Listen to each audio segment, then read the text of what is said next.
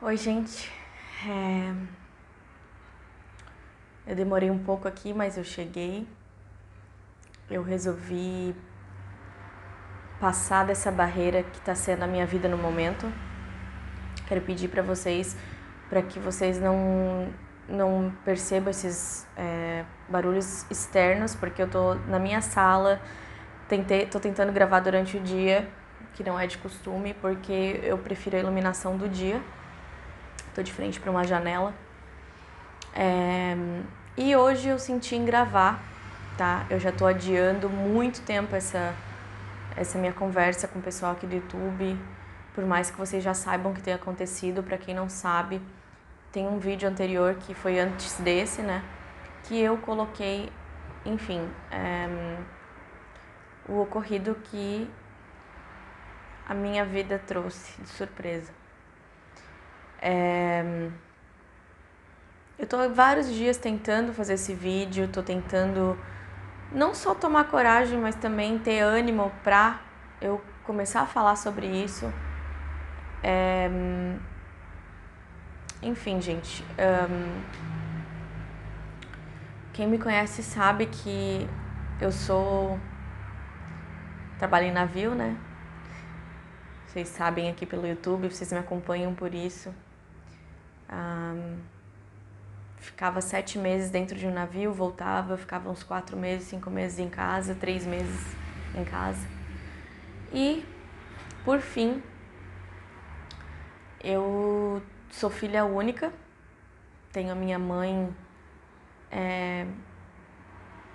no caso éramos só nós duas, desde quando eu nasci, né, cresci, eu tenho somente ela praticamente, assim, no sentido de me sustentar, no sentido de me dar tudo, no sentido de batalhar por mim. Então é algo que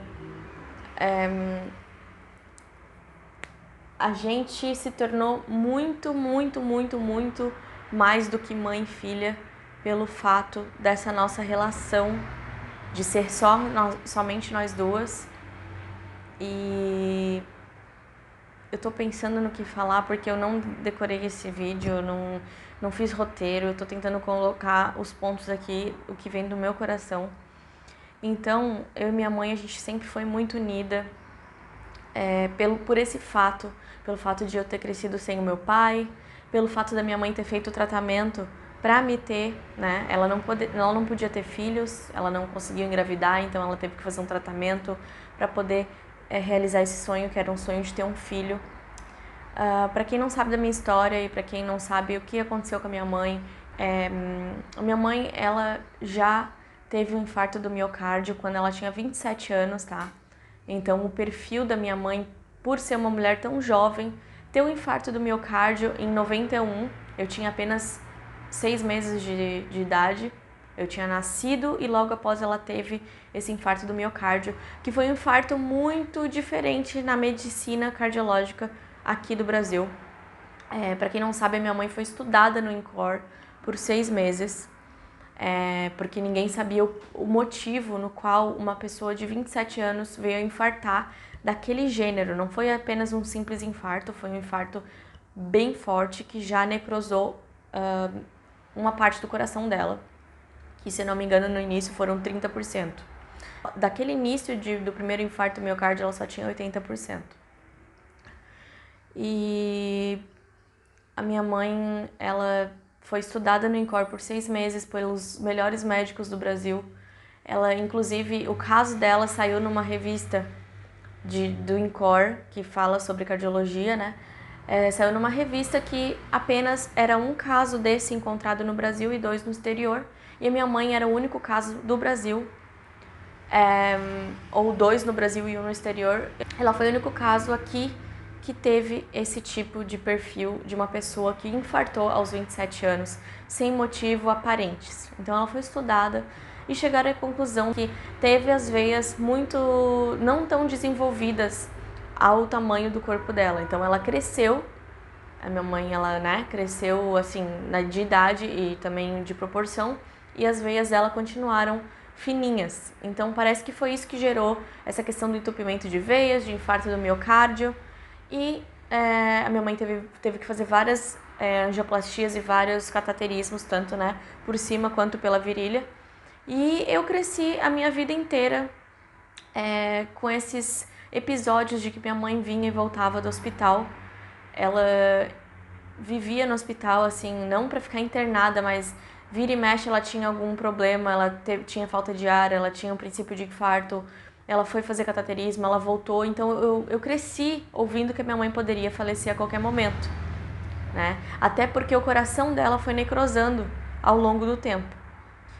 E eu lembro muito bem que eu ainda desenhei aqui nessa parte do meu braço, eu fiz 2 fiozinhos assim, porque era da onde que saiu o cateterismo dela. Então eu sentava do lado da minha mãe na cama, que ela estava de repouso, eu ficava, mãe, eu também fiz cateterismo. Então a nossa ligação foi muito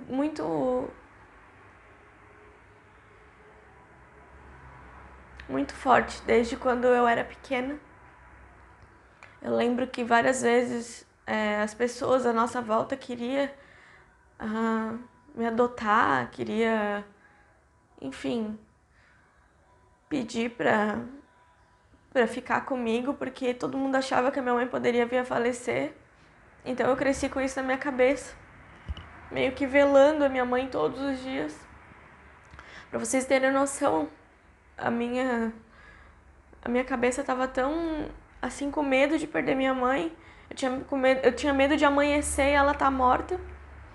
Então eu acordava todo o tempo na cama, assim, e eu falava, mãe, estás bem? Mãe, tu me ama? A gente dormia junto, né? E foi assim. Minha mãe viajou muito, ela trabalhava, depois ela ficou melhor, né, da questão, ela fez os procedimentos, ela ficou melhor e ela trabalhava viajando o Brasil inteiro. Então minha vontade de viajar não é à toa. A minha mãe viajava muito com a CASC, pela Ordem dos Advogados do Brasil, ela era ela fazia seguros de vida para todo o Brasil e para todos os médicos e advogados do Brasil. Então ela participava de congressos, ela ganhou muitos troféus de melhor vendedora. E a equipe que ela trabalhava para poder dar um prêmio, uma premiação para ela, eles davam uma passagem de volta para ela aqui para Floripa, porque ela ficava muito tempo fora. Ela ficava tipo uns 65 dias nos outros estados, estado do Rio de Janeiro, de Goiânia, porque ela ficava lá com a equipe dela fazendo esses congressos. Então, o presente dela era voltar para Floripa. Eu lembro de várias vezes eu indo no aeroporto. Daí o aeroporto aqui de Floripa tinha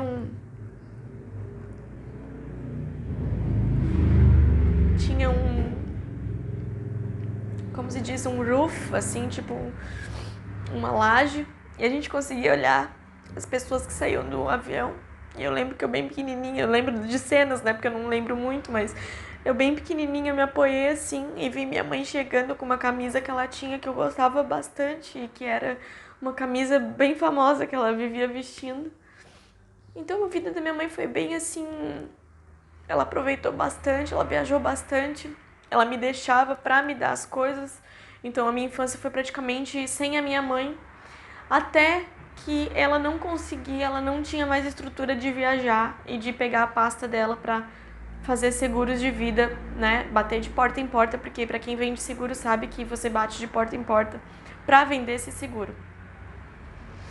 E depois disso, a nossa situação financeira começou a decair aqui em casa. A gente já no começo, a gente já não tinha assim, enfim, minha mãe já tinha vendido, porque ela separou do meu pai quando eu tinha 1 ano. Justamente quando ela voltou de viagem, ela se separou do meu pai quando ela voltou lá do INCOR. E eu vivi a minha infância inteira também sem a presença do meu pai, assim, dentro de casa. Então era tudo com a minha mãe. E foram passando os anos e tal, e a gente conseguia sobrevivendo, assim, até ela parou de trabalhar realmente, parou de pegar a pasta dela e vender seguro de vida, como eu falei pra vocês, porque exige que bata na porta, enfim. E ela não tinha mais estrutura de ficar debaixo de sol, de chuva, tentando vender seguro.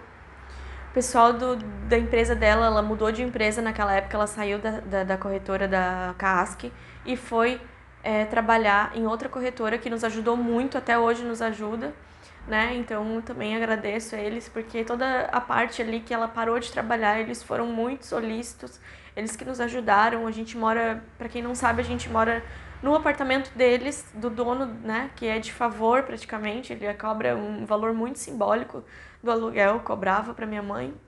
Então a gente viveu depois que ela me adoeceu assim ao ponto de não poder trabalhar, a gente viveu a nossa vida aqui nesse lugar que a gente mora hoje. E eu ainda era novinha, a gente às vezes não tinha, muitas vezes a gente não tinha o que comer, mas a minha mãe sempre dava um jeito, não era não ter o que comer, era, filha, mamãe dá um jeito, sabe? Então a gente fazia fiado, a gente sempre naquela batalha em relação a, sei lá, pedir cheque emprestado para fazer compras aqui para casa. Às vezes a luz atrasava, a condomínio atrasava, mas a minha mãe sempre estava ali dando um jeito. Nunca me deixou faltar algo assim, ó. Assim, palpavelmente, literalmente, ela nunca me deixou faltar algo. Eu lembro que eu estudava em colégio particular, tive que ir para colégio público, enfim, a gente teve uma decadência financeira, né? Mas isso é irrelevante, assim, eu nem jamais vou julgar e jamais levo isso em consideração, até porque quem eu sou hoje, o que me fez ter o coração que eu tenho hoje, eu acho que é pelo fato de eu não ter tido nada, assim, eu não ter tido nada em excesso, sabe? Foi tudo na medida como Deus planejou. Então eu sei o que é não ter, eu sei o que é passar necessidade, eu sei tudo isso. Então por isso que eu acho que da onde eu comecei para poder tentar ter a minha independência financeira e ajudar a minha mãe, foi algo muito lá de baixo também, que foi a minha vida a bordo, né? E que automaticamente fez eu sempre dar valor para aquelas pessoas que estão lá embaixo, abaixo de mim, porque eu nunca tive tanto, entende? E, enfim, foram passando os anos, a minha mãe parou um pouco de trabalhar, ficou sempre em casa. A gente teve muitos atritos no começo, que ela começou a ficar mais em casa, porque, enfim, gente, é questão de morar junto. Chegou meus 14, 15 anos, eu fiquei meio rebelde, eu não tinha direção, eu era uma pessoa que eu chorava muito pela falta do meu pai. Ele não sabe, talvez se ele assista esse vídeo ele vai saber. Então eu sentia muito falta de uma presença masculina dentro de casa. E isso me afetava muito a minha cabeça, sabe? Eu tinha os familiares da minha mãe por perto, tudo, mas afetava muito a minha cabeça. Até que então o meu primo, ele era da igreja, né, da Sara Nossa Terra, para quem não conhece essa igreja. A sede deles é lá em Brasília. E o meu primo começou a me levar para a igreja. Ele começou a me dar um norte. A minha mãe falou muito com ele, dizendo que eu estava muito perdida, que eu estava muito assim, eu não fazia nada de errado assim.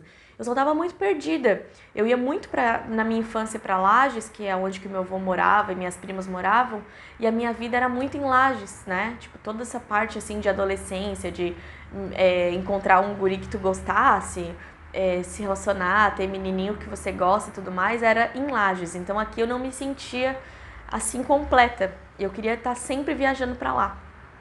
Então minha mãe conversou com meu primo e tal, e eu comecei a ir para a igreja, na Sara Nossa Terra, a igreja evangélica.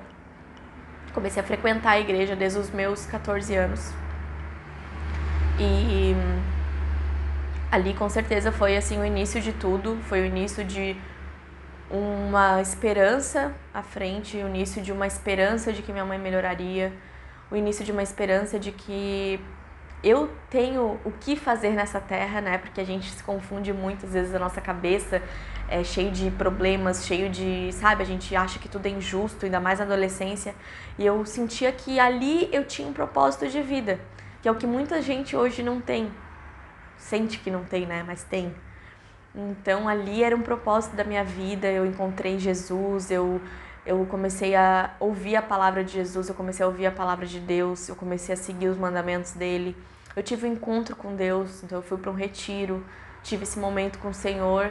E eu jamais imaginava, tanto que no retiro eu sempre levantava minha mão e eu sempre era contra muitas coisas que eles pregavam. Por exemplo, enfim, não vou entrar em mérito agora porque não é o momento. Mas alguns assuntos que hoje é polêmica, que a igreja não aceita, que a igreja não sei o que, eu também não aceitava. Então eu levantava minha mão na frente de todo mundo, pros pastores, e eu dizia, como assim vocês acham que isso é errado? Isso não pode, né? Então eu sempre argumentava, sempre tive essa personalidade mais forte. Enfim, gente, é sobre a história de como eu comecei no navio, todo mundo sabe. Então eu comecei aos meus 17 a fazer entrevista, mas até os meus 17 eu era da igreja, eu fui da igreja. Muita cura veio para minha mãe, muita palavra de conforto. Minha mãe se manteve firme e forte comigo, sempre ali, ainda com muita saúde para poder me criar.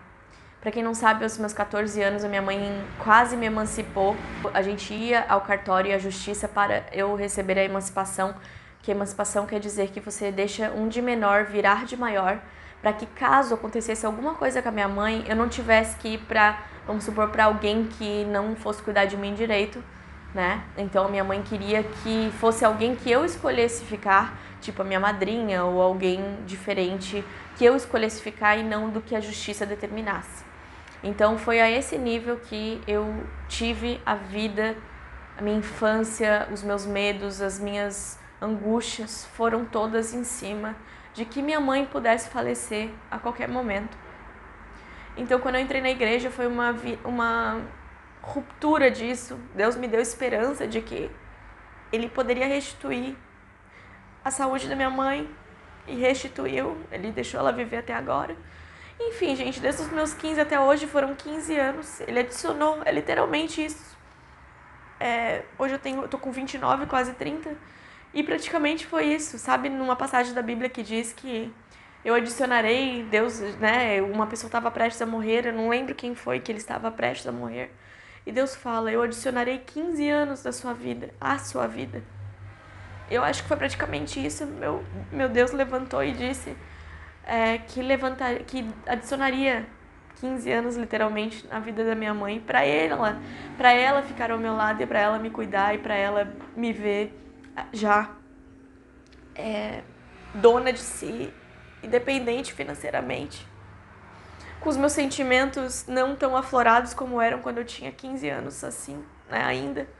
Pra minha cabeça não virar realmente uma confusão, porque eu sei que Deus tem um propósito na minha vida, no sentido, Ele quer fazer da minha vida um instrumento, entende? Vocês não vão entender isso agora e eu não quero entrar em assunto de religião, mas o que eu tenho pra dizer pra vocês é que literalmente Deus não me abandonou quando eu tinha apenas 15 anos. Que a vida de uma criança poderia se acabar ali na morte de uma mãe e Deus não deixou isso acontecer. E, enfim, passaram-se os anos e ela foi ficando assim, né, um pouco mais debilitada, como eu disse, ela parou de trabalhar, ela ficou comigo aqui em casa. A gente teve muitos momentos bons até acontecer de eu ir pro navio e eu conseguir batalhar, ter um dinheiro, falar pra minha mãe assim, mãe, eu vou comprar nosso apartamento, eu vou ter o meu carro, porque tudo que ela queria me dar, todo pai, toda mãe queria oferecer o melhor pro seu filho. Eu lembro que quando eu era menor, meu sonho era ter um computador. Todo mundo já tinha em suas casas, mas era meu sonho. E ela foi lá no Móveis Usados e ela me deu de Natal um computadorzinho, aqueles de CPU, sabe?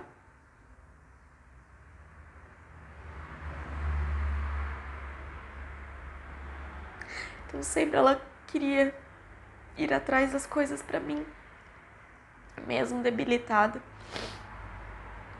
E pra ela nada era impossível.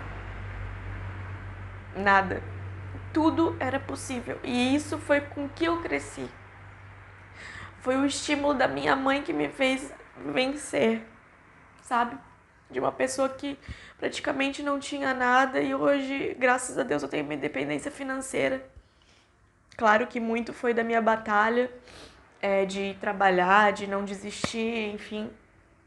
Tenho que agradecer o Romarico, porque no segundo contrato, eu fiz meu primeiro contrato sozinha, Mas no segundo contrato foi praticamente graças a ele que eu continuei, que eu perseverei, sabe? Nos outros contratos também ele estava comigo, então muito de que eu consegui ficar dentro de um navio foi por conta do Romarico. Não posso tirar esse mérito dele. Mas o meu maior estímulo era minha mãe, sabe? Eu tenho vários segredos que eu não contei pra vocês, vou liberar pra vocês no canal em breve. Do que eu já adquiri. O carro vocês já sabem, né? Que eu comprei meu carro, comprei meu primeiro carro com o estímulo dela e tudo mais, que foi meu primeiro contrato. Depois de um tempo, eu e o Romarico conseguimos trocar de carro. Eu não tô falando pra vocês de bens materiais do tipo, ai, vocês têm que alcançar bens materiais, que é a coisa mais importante da vida. Não. Mas pra quem veio do nada, pra quem sonhava que os seus pais viessem na escola buscar de carro, era o meu sonho. O meu sonho era que alguém viesse na minha escola me buscar de carro. E a minha mãe não dirigia, meu pai, né, não estava presente, eu não tinha isso. Então, sabe, tipo, foi algo que fez eu batalhar por algo que eu nunca tive. Foi o estímulo da minha mãe dizendo, não, Figueiredo enverga, mas não quebra. Ela sempre falava isso pra mim. Filha, bola pra frente, levanta dessa cama, vamos se ajeitar. Sempre foi assim. Às vezes eu tava na minha cama assim, ai mãe, porque eu não vou conseguir, porque não sei o que, não sei o que, não sei o que. E minha mãe, vamos levantar, a mamãe vai te ajudar. O que precisa? Sempre foi assim, sabe? Então, tipo, nossa, é o maior estímulo da minha vida. E os segredos que eu tinha, eu nunca precisei contar pra ninguém, sabe? Nunca precisei dizer assim, ai, porque eu vou mostrar no Instagram, ou sei lá, na época na rede social, e falar pras pessoas que eu conquistei tal coisa, porque a minha maior conquista era minha mãe saber. Entendeu? Eu queria dizer assim, mãe, porque tu foi guerreira, eu sou guerreira. Porque tu conseguiu, porque ela teve o apartamento dela, mas a gente teve que acabar vendendo, e, enfim, deu um rolo na justiça, a gente perdeu. Eu falei, mãe, porque tu conseguiu mesmo com a tua saúde, eu consegui. Tudo veio dela, a força da minha vida veio dela. E de Deus, é claro, mas eu digo, ela me estimulou a ir até o final. Então, praticamente a gente já espera que um dia isso ia acontecer. Vocês sabem que várias vezes eu me despedi daqui. Tem vários vídeos no meu canal indo pro navio e que eu me despedia da minha mãe e que quando eu chegava era aquela emoção. Várias vezes eu me peguei chorando dentro do avião, indo em direção ao navio. Eu amava aquela vida, mas ao mesmo tempo, deixar minha mãe era muito sacrifício, sabe? Porque eu falei pra vocês que eu só falo pra Deus assim, Deus, deixa tudo no lugar que está. Não deixa eu voltar pra casa e minha mãe não esteja. Ou a minha tia que eu amo, ou o meu ninói. Eu sempre falei isso pra Deus, pra Ele deixar tudo no lugar que eu deixei. E Ele aceitou. Graças a Deus, Ele me ouviu. Porque todas as vezes que eu voltava, a minha mãezinha estava me esperando. Enfim. Em 2016, ela teve uma crise que o coração dela estava muito fraco. Não, a primeira vez que minha mãe teve que quase ir para uma cirurgia foi 2008, ou antes disso. Que foi que eles queriam tirar uma parte necrosada do coração, porque foi assim, aos poucos o coração dela foi necrosando mais e mais. Então eles queriam arrancar essa parte do coração, botar um plástico na outra metade. Ela ia ser cobaia desse tipo de cirurgia. E esse coração ia bombar o resto do coração para que ela sobrevivesse e vivesse uma vida normal com coração de plástico. Enfim, conversa vai, conversa vem, a gente resolveu pedir segundas opiniões e os médicos dela aqui de Floripa, que ela era acompanhada pelo Dr. Amberson do Instituto de Cardiologia, que é o melhor, né, de Santa Catarina, que é um dos melhores hospitais cardiológicos aqui de Santa Catarina, eles acharam melhor não. E assim a minha mãe entrou para a fila do transplante. O problema é que durante a fila do transplante dela, ela fazia vários exames de rejeição. Esses exames mediam a rejeição do corpo dela caso chegasse um coração B positivo e com as conformidades que teria que ser para o corpo da minha mãe, né? O sangue dela era B positivo. E no final das contas, os médicos resolveram falar que nos chamaram e resolveram tirar ela da fila do transplante porque não tinha mais como. A rejeição estava muito alta, tipo, o corpo dela não resistiria a um corpo estranho dentro dela. No final das contas a gente ficou meio sem esperança, mas eu sempre naquela esperança de Deus, né? Sempre indo viajar com meu coração na mão, pensando de que Deus, né? Enfim, iria conservá-la. Até que uma vez ela foi pro hospital porque ela estava com um problema do intestino, a barriga dela estava inchando demais. Para quem não sabe, insuficiência cardíaca faz o restante dos órgãos do corpo trabalhar mais devagar. Por quê? Porque o sangue não bomba o suficiente. E no final das contas, ela foi para esse hospital com 45 de batimento por minuto. Ou seja, ela estava quase com o coração parando. Estava acontecendo uma bradicardia nela, né? Que é a pulsação do coração baixa. E a gente foi obrigada a interná-la. Ela estava com a saturação muito baixa também. Suspenderam alguns remédios, achando que poderia ser da digoxina e alguns outros remédios. E acabou que essa bradicardia persistiu. E eles falaram que ela precisava colocar um marca-passo, que o marca-passo era o CDI. O CDI ele não é um marca-passo de incisão normal aqui. Ele é um marca-passo enorme, que ele vai 3 fios ligados, um ao pulmão, um ao coração e um ao outra artéria lá do coração, que ele tem 3 funções. Uma, bombar mais o coração, fazer ele bombar mais forte, aumentar a pulsação do coração, que foi para 70, ficava 69, 70 depois que ela colocou esse marca-passo, e dar choque. Caso a minha mãe tivesse uma parada cardíaca no momento, o próprio marca-passo dá um choque dentro dela e ela chega a cair, mas pelo menos salvaria a vida dela. É aquele choque que você por fora levanta, tipo assim, eles dão assim na pessoa, só que o choque dela era por dentro. Enfim, ela botou esse marca-passo. Depois disso ela teve 4 edemas pulmonares. Ela chegou com edema pulmonar agudo dentro do hospital. O edema pulmonar agudo é quando o pulmão está cheio de água porque não está conseguindo filtrar e não está conseguindo sair essa água do pulmão, e ela acaba tendo uma sensação de afogamento. Tá? A primeira vez eu estava no navio, vim correndo para casa porque o médico não deu chance de vida para ela. Ela ficou muito mal. Ninguém sabia o que era, até que ela conseguiu reagir, conseguiu sobreviver. Eu tenho um vídeo, eu vou deixar aqui em cima para vocês verem da minha volta e o porquê que eu voltei e como foi essa situação. Da segunda vez eu consegui não voltar, ela logo melhorou porque a gente já sabia o que era. E da terceira vez eu cheguei no hospital com ela nos braços praticamente, passando mal, se afogando, que foi num hospital Celso Ramos lá do centro, que não atendeu ela bem, eles botaram já ela, enfim, foi muito, não quero nem lembrar do tanto que eu me estressei nesse hospital. Passou 2 dias, ela tava super bem, porque eles já eliminaram essa água do pulmão. Enfim, gente, e na quarta vez ela também teve, mas também, graças a Deus, ela saiu logo do hospital. E ela foram 4 vezes com aquele coração praticamente necrosado, com um marca-passo já dentro. E aos poucos, gente, infelizmente ela começou a sentir que o corpo dela não estava mais reagindo a várias coisas. Por exemplo, ela começou a vomitar muito aqui em casa. Ela já não fazia mais, não evacuava direito. Tudo que ela comia enjoava. A barriga dela ficou desse tamanho em relação ao intestino que não trabalhava.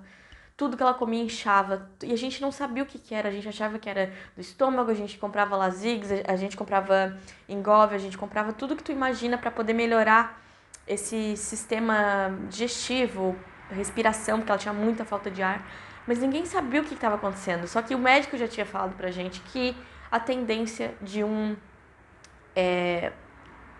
como se diz, um miocardiopata, ela tinha miocardiopatia isquêmica, ela tinha insuficiência cardíaca avançada. Eu tenho todo o prontuário dela, né? Porque ela andava com ele na pastinha para poder, se ela passasse mal, alguém pudesse encontrá-la, pudesse ir para qualquer hospital que as pessoas sabiam o que fazer com ela.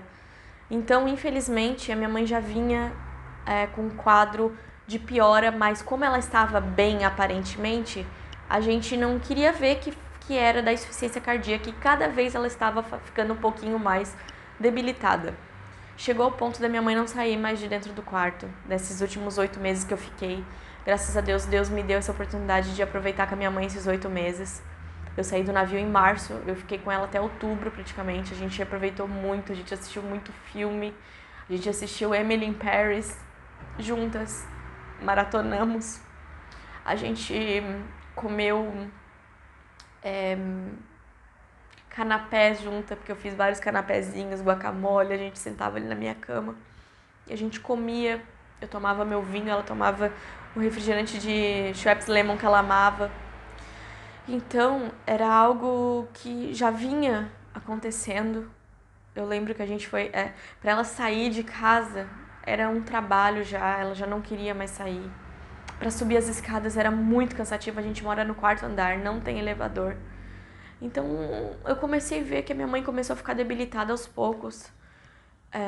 Eu lembro que um dia eu fiquei chateada com ela porque eu queria comer shawarma no Cobrasol, que é aqui perto. Era só ela descer as escadas, entrar no carro, mas eu não sabia que ela estava tão debilitada ao ponto de não querer ir. Só que ela queria um McDonald's, ela amava lanche. E ela dizia assim, tá filha, eu falei, mãe, vamos comigo, a gente compra um McDonald's pra ti. Tu senta lá no carro, a gente nem sai do carro e depois a gente volta pra casa. E eu fiquei chateada assim, pô mãe, meu Deus, tava só nós duas em casa, tava chovendo, meio chovendo assim. Sabe quando você já passou o dia inteiro em casa? E eu queria que ela fosse comigo pra ela sair um pouquinho, se distrair. Ela falou, filha, eu não posso. Daí eu peguei ela no quarto chorando. Ela tava chorando assim, dizendo, filha, eu não posso, filha, se eu pudesse eu ia. E aquilo ali me cortou o coração porque eu queria que a minha mãe fosse. Sabe, eu queria e ao mesmo tempo me cortou o coração porque se ela não foi é porque realmente ela não podia, porque ela sempre foi muito ativa, ela sempre foi muito bola pra frente, ela sempre foi muito de estimular as pessoas, sabe? Então eu disse assim, meu Deus, o que tá acontecendo com a minha mãe, sabe? Enfim, a gente não quer ver que a pessoa que a gente mais ama, né, tá ficando debilitada a esse ponto. Aconteceu que no dia... Eu tenho esse vídeo, né? Um vídeo antes que esse. Foi o vídeo que a minha mãe ficou mal. Ela tava com muita tosse, já fazia 40 dias, um mês e meio. Só que essa tosse era, assim, persistente, sabe? Ela comprava até bala house, só que era só tosse. Nunca teve quadro nenhum de febre, de outras coisas, outros sintomas. Nada, nada, nada. Foi somente a tosse. E na última semana a tosse piorou. Ela começou a tossir ao ponto de ela não conseguir nem se segurar, assim, sabe? Ela tava tossindo demais. Mas não foi na última semana, foram em 2 dias, assim. A tosse aumentou de um modo que nem eu sei explicar. E eu tava doente naquela semana, inclusive. Não deixei ela entrar no meu quarto, não deixava ela chegar perto de mim, porque eu tava doente, não queria que ela chegasse. Então ela mandava tudo pela tia Marina. E tia Marina não ficou doente, não ficou nada. Apenas a minha mãe ficou... já estava com essa tosse fazia muito tempo. E eu fiquei doente naquela semana, ela me fez chá de alho, mandou pela minha tia, não entrou no meu quarto e tudo mais. Ela vomitava demais, a gente não sabia o que era. A gente pagou uma consulta pra ela no doutora né, doutor Amberson, no doutor Ademar, porque ele quem mexe no marca-passo dela, a gente chegou a pagar a consulta pra ver se era por conta de uma arritmia que estava acontecendo. E, por surpresa, ela não tinha entrado em quadro de arritmia, porque a arritmia causa náusea, causa diarreia e tudo isso. Então, ela tava tendo uma piora, sabe? E o médico mandou, esse doutor Ademar, mandou fazer vários exames que no cardiológico lá do Instituto Cardiológico não mandavam, era só consulta de rotina, mas não mandavam. E a gente fez esses exames, fez exame de tudo, assim, não era só exame do coração. A doutora Ademar ainda falou, não é pulmão, não é arritmia, né? Temos que entrar em outras investigações. E foi esse meio tempo que ela começou a piorar realmente muito mais. E, infelizmente, quando a minha mãe foi pro hospital, ela já estava com uma diarreia bem amarelada. Não queria falar isso aqui, mas estava. Ela não segurava mais a diarreia e estava vomitando demais. E a partir do momento que eu vi isso, a gente começou a medir a febre dela. Daí no primeiro termômetro não estava com febre, no segundo teve febre. E quando a gente chegou lá no hospital, a gente resolveu ir pro hospital. Ela estava bem fraquinha porque estava tendo muita diarreia e ela já entrou pro soro direto. Só que a saturação dela estava muito baixa mesmo. Ou seja, o pulmão dela estava bem, sabe, bem aflorado, bem tal, só que a gente não sabia o que era. Ela foi até pra triagem de Covid. Eu até expliquei no vídeo, ela foi pra triagem de Covid. Ela ficou lá fazendo todos os exames, ela fez tomografia e não deu. Deu pneumonia bacteriana, deu etiologia de pulmão, tipo assim, na etiologia, a forma que estava o pulmão dela com a pneumonia não era etiologia viral, era etiologia bacteriana, ou seja, ela não tinha Covid. Tanto no exame que deu PCR negativo, tanto quanto a tomografia dela, que estava totalmente com... Imagina, lá eles já fazem a tomografia porque eles conseguem ver o desenho, se é desenho de Covid ou não, e não era desenho de Covid, tá? Ou seja, ela não estava positiva para Covid, mesmo com todos aqueles sintomas. Então, minha mãe entrou com um quadro de pneumonia bacteriana no hospital. Tentamos colocar lá na cardiologia, eles falaram que não era caso cardiológico, era caso pulmonar. E logo que ela já entrou pro soro astromicida e ficou bem. Tanto que no outro dia a gente foi visitar ela, e ela comeu bananinha, tirei a meia dela, botei outra, tirei o sapatinho dela porque ela tava com o pé muito inchado, gente. Mal a gente sabia que o rim dela tava bem pior, uma piora bem brusca, ou seja, naquele momento que ela entrou no hospital, ela estava tendo uma falência dos órgãos. Só que ninguém sabia. Tanto a pneumonia era uma falência, né? Porque aquilo ali começou a se alastrar e não tinha jeito de melhorar, quanto um pé inchado, que ela nunca ficou com o pé inchado daquele jeito. Eu tenho foto aqui, mas não sei se na edição eu vou colocar a foto do pé inchado dela, porque eu não quero editar esse vídeo tá sendo sem edição mesmo. E a gente não sabia que ela tava nesse quadro tão brusco, então a gente achou, não, é porque tu dormiu sentada, mas ela tava amarelada e com o pé inchado, né? Que isso é rins. E passaram os dias, ela apresentou uma melhora, né? Ficou bem, fui levar água de coco pra ela, mesmo não deixando, eu fui lá, entrei no hospital, fui ver ela de longe, levei a aguinha de coco, ela tomou. E a última cena que eu tenho da minha mãe, que foi naquela noite que ela foi entubada, ela tava com a camisola branca já do hospital. Eles colocaram fralda nela, porque a saturação dela estava muito baixa, não aumentava de jeito nenhum a saturação. Se não fosse pela saturação, os médicos falaram que ela poderia ter vindo para casa, mas ela precisava do cilindro de oxigênio. Então eles botaram fralda, eu comecei a me desesperar, por que da fralda? E foi porque justamente a saturação dela estava muito baixa. E a última cena que eu tenho dela, ela estava sentadinha com o cabelo preso, tomando aguinha de coco e mexendo assim no purê de batata. Tava comendo purê de batata com carne. Talvez tenha sido a última comida física que ela comeu assim por ela.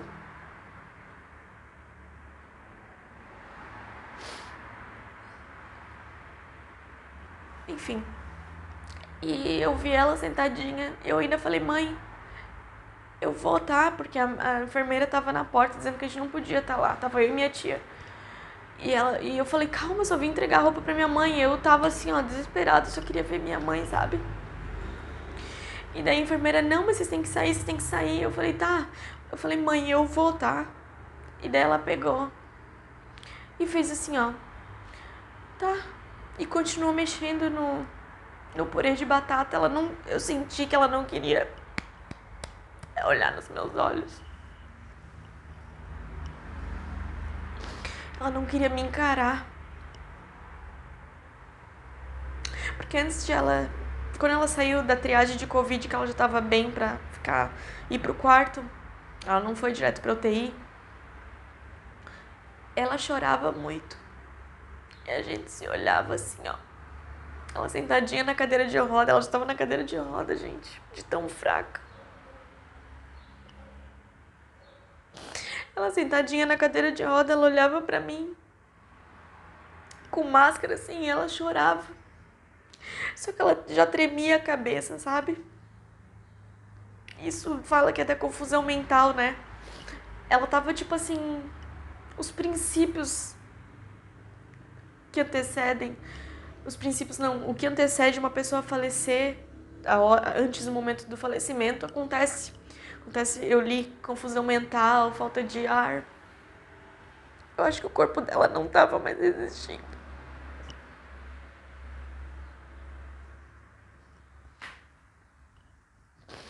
E ela olhava pra mim e ela chorava assim, ó, de nervosa.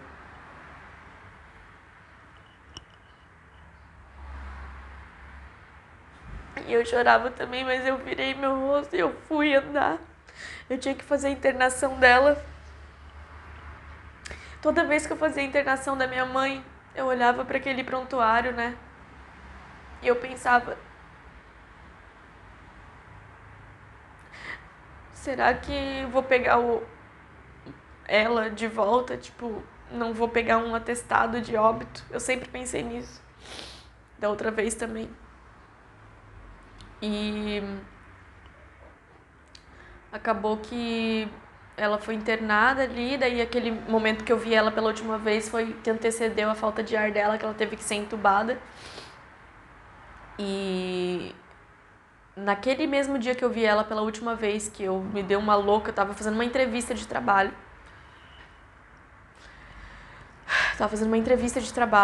E eu falei pra mulher assim, pelo amor de Deus, minha mãe tá internada, não tenho tempo pra dinâmica. Deixa eu fazer primeiro e daí eu posso ir, porque eu tenho que levar as roupas da minha mãe no hospital. Mas eu não sabia que era tão grave, eu achei que minha mãe ia sair logo. Tanto que os médicos falaram que ela ia logo receber alta pra ela mesma. Eles não estavam nos avisando pelo telefone. Ela falava, não precisa, eu tô com meu WhatsApp, eu mando pra minha filha. E acabou que a minha irmã tava aqui em casa, minha tia também, e eu na cama, conversando com a minha mãe. Minha mãe era 4h30, 5h, ela assim, filha, a mamãe tá sem febre. Eba! Ela falou assim, eu falei, ai mãe, que bom, que não sei o quê. Tipo, tava tendo uma melhora. Eu disse, mãe, a saturação, não, ainda tô com oxigênio, né? Tava nesse aí.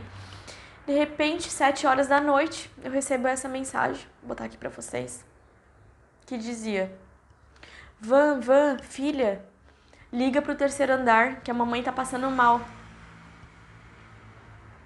E eu pulei da cama, eu não sabia o que eu fazia, eu não sabia se eu botava minha calça, porque eu tava de pijama, não sabia se eu botava minha calça e ia até o hospital, porque eu sabia que eles não atendiam. É difícil eles atenderem na enfermaria. Ela falou, liga pro terceiro andar, liga. Eu fiquei desesperada, tipo, liga. Eu, né, sabe, o coração saía pela boca, porque tu não sabe como que tu vai conseguir chegar. Imagina, minha mãe morrendo lá, tipo, passando mal, sabe? E até que ela me mandou uma mensagem dizendo assim, filha, consegui. Que eu acho que ela encontrou aquele botão da cama. E daí foram lá, a enfermaria, e eu ligando pra ela. Eu ligando, eu chamando, eu mandando mensagem, ela nada de atender. E ficou até eu chegar no hospital, que era aqui perto, mas ficaram-se assim, ó. Depois que eu cheguei no hospital, eu fiquei mais 2 horas tentando falar com a minha mãe. Até que chegou um momento que eu liguei pra minha mãe. E ela rejeitou a ligação. E eu desesperada, falei com uma enfermeira lá na frente, falei assim, pelo amor de Deus, a minha mãe tá no terceiro andar, o nome dela é Cleusa. Ela me ligou dizendo que estava passando mal e os médicos entraram no quarto dela e ela nada de me atender, ela não me falou se eles arrumaram o que estava acontecendo, ninguém me liga, ninguém me dá notícia, pelo amor de Deus, vê o que está acontecendo. E ela quebrou o protocolo, ela foi lá no terceiro andar, ela tentou perguntar para alguma enfermeira como é que estava a dona Cleusa, que a filha dela estava desesperada lá na frente. Eles falaram que era para eu não ligar, porque eles estavam em procedimento com a minha mãe ainda, por mais de 2 horas. Eu tentando falar com alguém, e eles falaram que eles estavam ainda no quarto da minha mãe. E acabou que quando me ligaram, foi da UTI já. Na realidade, eu já tinha ligado pro terceiro andar e eu perguntei, moça, olha só, é a Vanessa, é a filha da Cleusa de novo, por favor, eu tô muito preocupada. Vocês já terminaram o procedimento com a minha mãe? Dela assim, querida, eu não poderia estar te falando isso, eu não poderia estar te dando notícia nenhuma, mas a tua mãe, ela foi mudada de setor. A gente mandou ela pra UTI, ela foi entubada, tá? Daí ali caiu meu chão, liguei pro Romarico, caí em desespero, não esperava. Quando eu vi que minha mãe foi entubada, foi o pior momento da minha vida, assim, tipo, foi a pior notícia da minha vida, porque eu sei que intubação é algo que é muito delicado, né? Então eu acordava, na noite que eu soube que ela foi entubada, eu dormia, eu dormia às 5 da manhã, na real, e eu dormia assim, ó, eu acordava no susto e dizia, meu Deus, a minha mãe foi entubada, no sentido assim, entreguei minha mãe pra morte, sabe? E assim, eu tinha fé aqui dentro, porque eu não podia deixar a peteca cair. Eu tenho que ter fé no meu Deus, porque quando tudo diz que não, Deus pode dizer que sim, como várias vezes ele falou. Mas, enfim, ela me disse primeiro, a enfermeira, e daí eu logo esperei o médico e ele me ligou. Ele ligou no meu telefone e ele disse assim, poderia falar com a senhora, com alguém que é parente da senhora Cleusa? E eu falei assim, não, peraí, pelo amor de Deus, só me fala se minha mãe tá viva. Eu falei assim, né, dele assim, sim, ela está viva. Eu falei assim, o que aconteceu? Dele assim, é sobre uma intercorrência, vocês estão aqui no hospital? Eu falei, não, eu tô no hospital. Ele assim, posso ir ali então fora falar com vocês? Daí ele foi na porta da UTI ali de fora, onde que entra as macas mais emergências, né, com emergência. E ele falou assim, olha, a gente tentou de tudo. Eu tava conversando com a dona Cleusa, o procedimento dela demorou por 3 horas. A gente ficou conversando, ela tava com muita falta de ar, ela já não respirava mais compassadamente. Eu tentei acalmá-la, eu tentei ver se era crise de pânico, eu dei clonazepam. A gente fez todos os procedimentos, colocamos o ar para ela respirar tranquilamente. Ela tava muito nervosa e ela não conseguia respirar, mas ela conseguiu conversar comigo. Eu ouvi todos os anseios, todos os receios, eu ouvi a história de vida dela, ela conseguiu falar comigo sobre os medos dela. E eu perguntei para ela que alguém estava ligando, e eu perguntei para ela, a senhora quer atender, quer falar com a família, que a senhora talvez tenha que ir para um procedimento um pouco mais invasivo?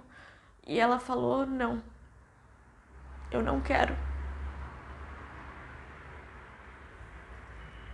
Ela não quis me dar essa responsabilidade. Ela não quis me avisar para eu não ficar preocupada. E eu não chorar, e eu não fazer escândalo, porque eu me conheço. Eu não ia querer que a minha mãe fosse entubada. E ele falou assim, ela só mandou dizer pra família que ela vai sair dessa.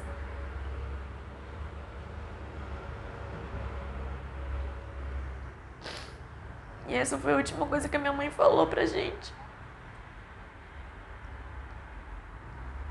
Depois disso, dessa situação, ele falou que a situação dela era muito delicada. Que ela foi pra... Desculpa, foi o Ninói. Que ela foi pra UTI, mas que eles estão fazendo de tudo, botaram antibiótico mais forte.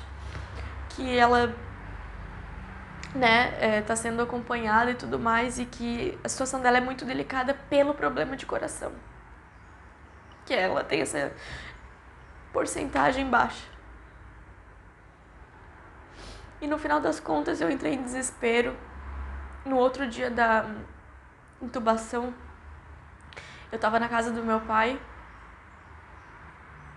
e recebemos outra notícia de que a bactéria do pulmão tinha ido pro sangue.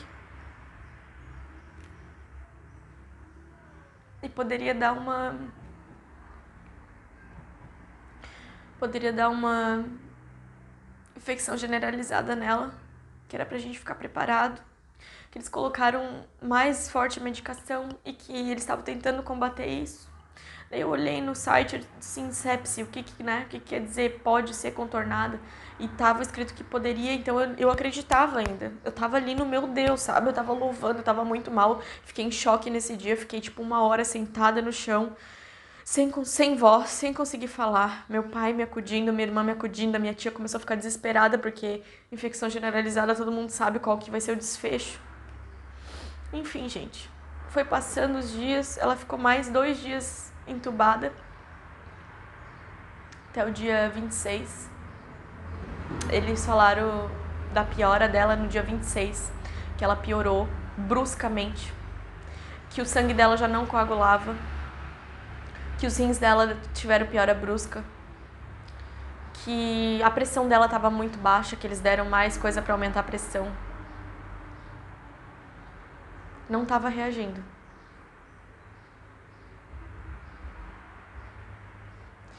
E chegou no final, no dia 27 de manhã. Eles nunca ligam de manhã, eles ligam lá pelas 4 da tarde.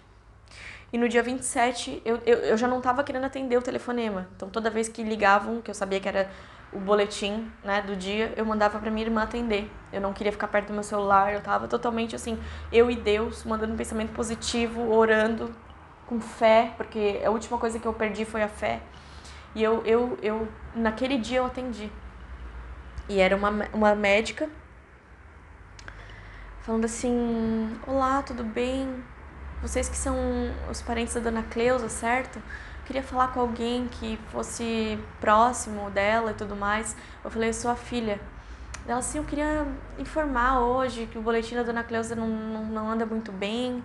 A gente já fez tudo de colocar todas as medicações mais fortes para todos os órgãos funcionarem melhor, para a gente combater também como é que se diz, combater a bactéria que se instalou pelo todo o corpo, mas ela não vem reagindo bem.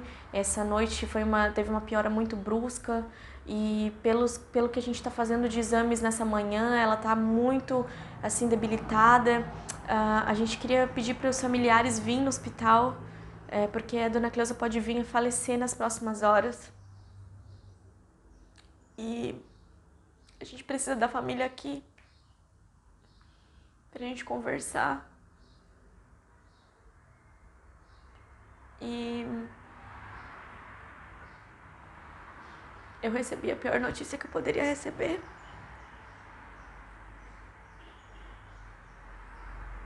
Eu não sabia o que fazer.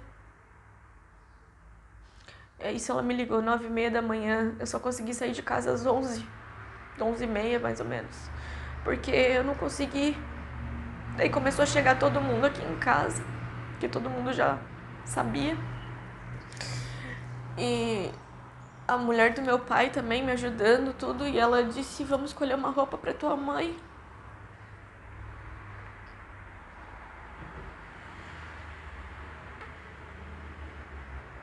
Eu nunca esperei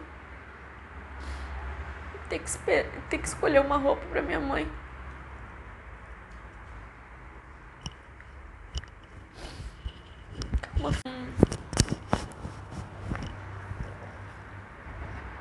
Ele sente falta da avó dele, né, filho? Então, eu nunca esperei ter que escolher uma roupa pra minha mãe. Dessa forma, que ela foi pro hospital com a roupinha dela e voltou sem nada. Digo, tive que escolher algo pra que ela não voltasse. Com certeza foi o pior momento da minha vida. Quando eu cheguei ali embaixo, no meu condomínio, já tava um monte de gente. Eu moro aqui há 17 anos. Tava um monte de gente me abraçando, me acompanhando até a saída do condomínio. E eles querendo, né, me dar um abraço, um beijo, porque todo mundo já meio que sabia que a minha mãe estava para falecer.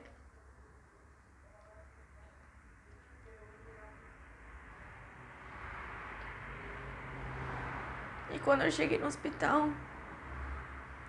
logo a médica veio para fora. Não sei como que ela soube que a gente já tava ali, que eu também não tava vendo nada na minha frente. E ela chamou a gente lá dentro, falou 2 pessoas. E ela começou a me explicar. Olha, a gente tentou fazer de tudo. Hoje foi uma piora muito brusca. Os testes físicos dela pela manhã já estavam... Ela já não... A pupila já não dilatava, ou seja, teve tipo... O cérebro parou, né, de mandar informação, eu creio que é isso. E por isso que eles sabiam que ela poderia vir a falecer nas próximas horas.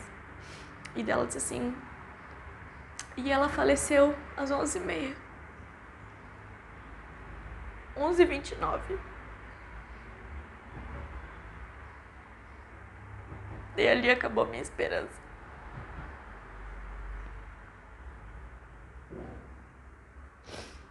Enfim. Todo mundo me segurou. Digo assim, a minha madrasta estava junto comigo, a mulher do meu pai. Ela me segurou, eles queriam me botar na medicação, eu não aceitei. Eu só respirei. Eu controlei minha respiração porque eu tava com medo de dar alguma coisa em mim também. E, por incrível que pareça, ou uma ironia de Deus, não ironia, mas uma ironia do destino, só que pra mim foram as mãos de Deus. A pessoa que cuidou da minha mãe, por último, que deu o diagnóstico, que deu o último parecer, o nome dela se chamava Vanessa. Então Deus cuidou de cada detalhe pra mim. Deus cuidou de mim, Deus me deu a fé que eu precisava ter, mesmo sabendo que tudo dizia que não.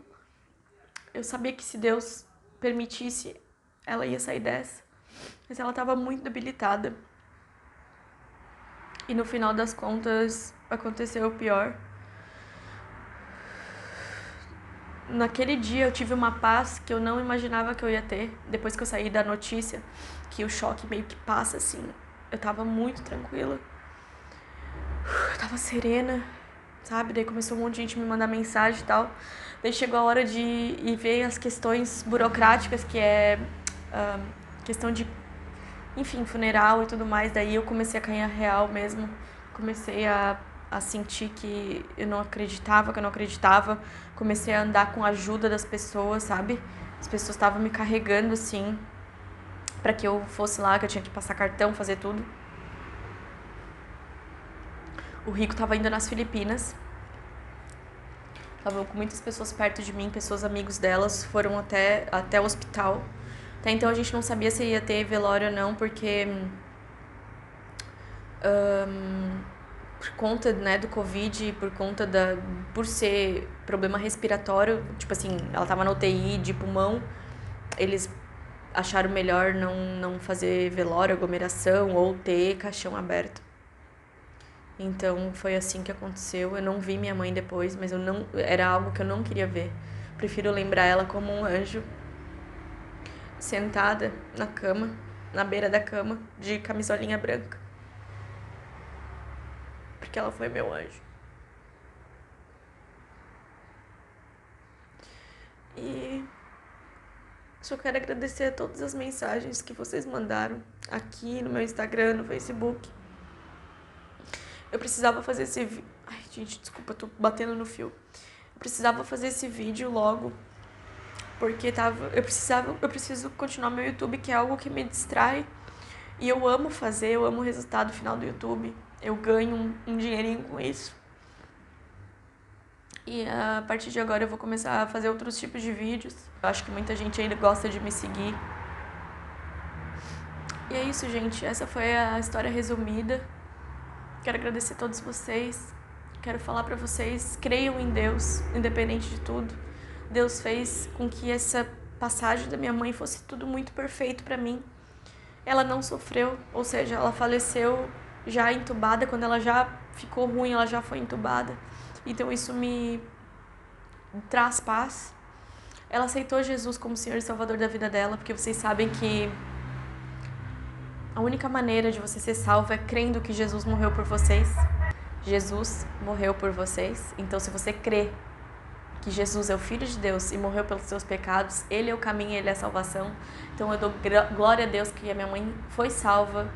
A minha mãe, ela aceitou Jesus, ela estava, enfim, assistindo muita novela de Jesus, ela orava para Deus todos os dias, sabe? Então, eu sei que a minha mãe, ela era muito devota a Jesus e acreditava muito em Jesus, principalmente por via minha, né? Porque ela sabia que eu era uma pessoa cristã, no sentido, Jesus é o Senhor e Salvador da minha vida e dela também.